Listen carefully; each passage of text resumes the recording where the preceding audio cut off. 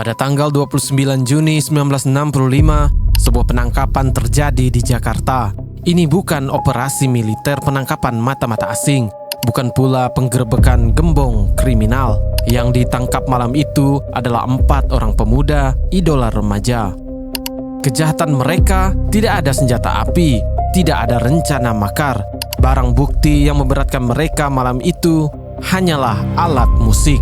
Tanpa ruang sidang, tanpa proses pengadilan, Tony, Yon, Yok, dan Nomo, Kus bersaudara, dijebloskan ke dalam penjara glodok. Dan dari sel penjara itulah sebuah sejarah aneh tercipta, memunculkan satu pertanyaan besar. Bagaimana bisa sebuah negara dengan kekuatan militer dan politik yang begitu besar merasa sangat terancam oleh sekumpulan anak muda yang bernyanyi?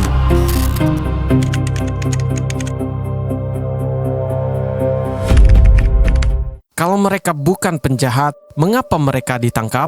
Jawaban paling sederhana terdengar seperti ini: mereka memainkan musik barat.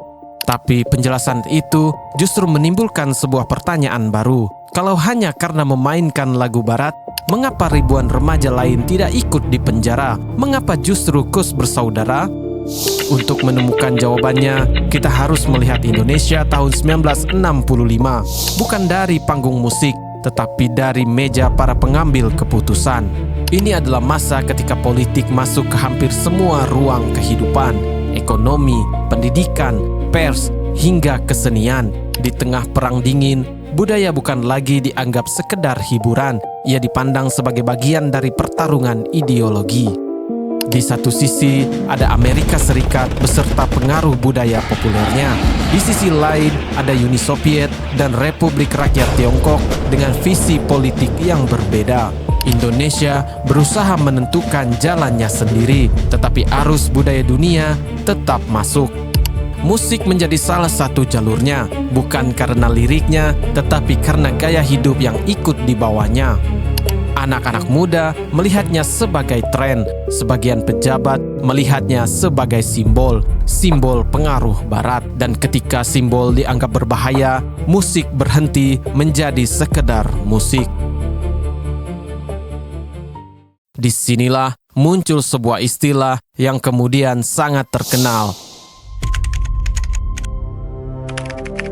Banyak orang mengingat istilah ini sebagai ejekan, padahal maknanya lebih dalam dari itu. Dalam berbagai pidato, Soekarno berkali-kali mengkritik apa yang ia anggap sebagai budaya barat yang tidak sesuai dengan semangat revolusi.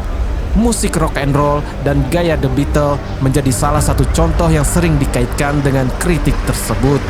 Masalahnya bukan semata bunyi gitar, melainkan apa yang dianggap diwakili oleh bunyi itu.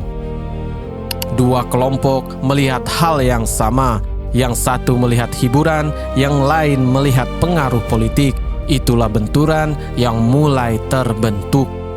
Namun, masih ada satu pertanyaan. Kalau pemerintah tidak menyukai musik barat, kenapa yang ditangkap justru Kus bersaudara? Mereka bukan satu-satunya band, tetapi mereka termasuk yang paling dikenal. Mereka memainkan lagu-lagu The Beatles, gaya berpakaian mereka mengikuti tren Inggris, dan penampilan mereka menarik semakin banyak penonton muda. Dalam situasi politik yang sangat sensitif, semakin terkenal seseorang, semakin mudah pula ia menjadi contoh. Lalu tibalah tanggal 29 Juni 1965 dan penyelidikan berubah menjadi penangkapan.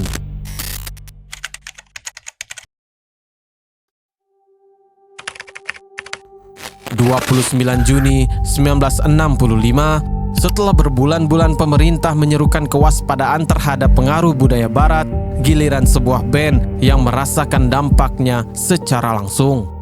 Yang terjadi malam itu sering diceritakan secara sederhana.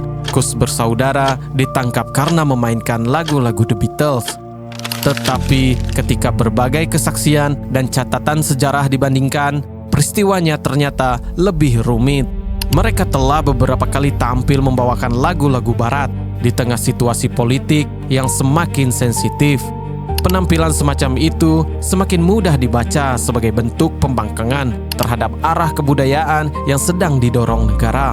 Lalu penangkapan itu terjadi. Tidak ada perlawanan, tidak ada baku tembak, tidak ada kejar-kejaran, hanya 4 musisi yang dibawa pergi. Tujuan mereka adalah penjara Glodok. Pada dekade 1960-an, penjara Glodok menjadi salah satu rumah tahanan di Jakarta.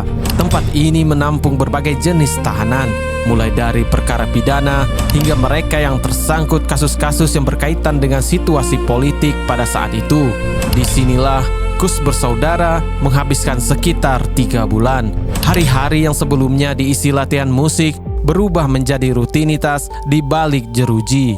Tidak ada panggung, tidak ada tepuk tangan, hanya dinding beton dan waktu.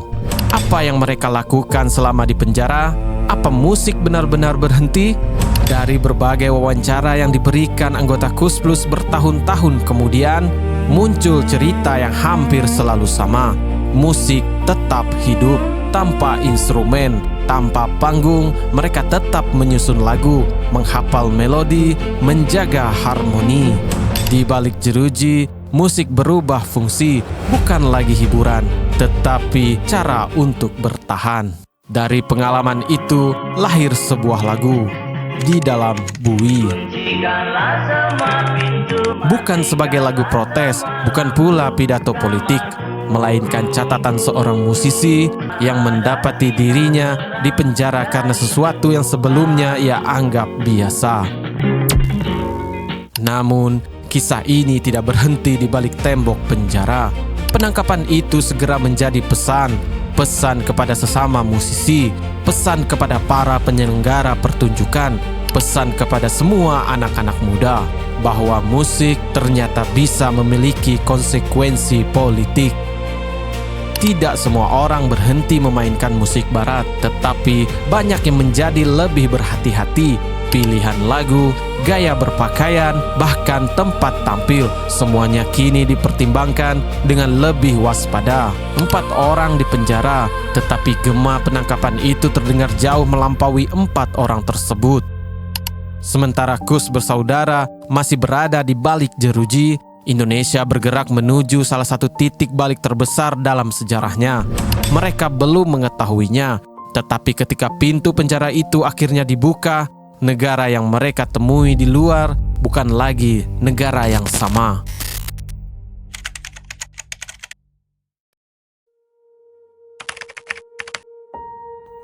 Hampir 3 bulan setelah ditahan, Kus Bersaudara akhirnya dibebaskan. Tetapi ketika mereka keluar, Indonesia sudah berada di ambang perubahan besar. Hanya beberapa hari setelah masa penahanan mereka berakhir, peristiwa 30 September 1965 terjadi. Sesudah itu, arah politik Indonesia berubah secara drastis. Perhatian negara pun bergeser. Musik yang sebelumnya diperdebatkan kini bukan lagi persoalan utama.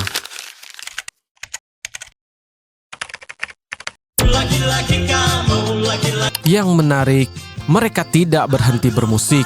Sebaliknya, mereka justru menjadi salah satu kelompok musik paling berpengaruh dalam sejarah Indonesia dengan nama baru Kus Plus. Lagu-lagu mereka memenuhi radio, diputar di rumah-rumah, dinyanyikan di sekolah, didengar lintas generasi.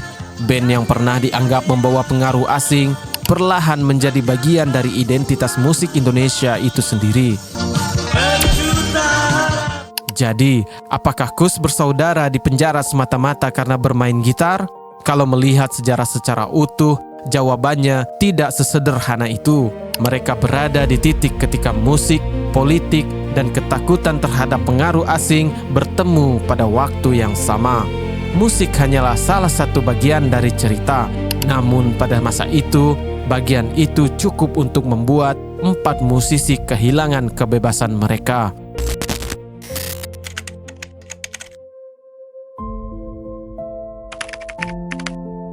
Di awal video ini, kita memulai dengan sebuah pertanyaan. Bagaimana mungkin sebuah gitar bisa dianggap ancaman bagi negara?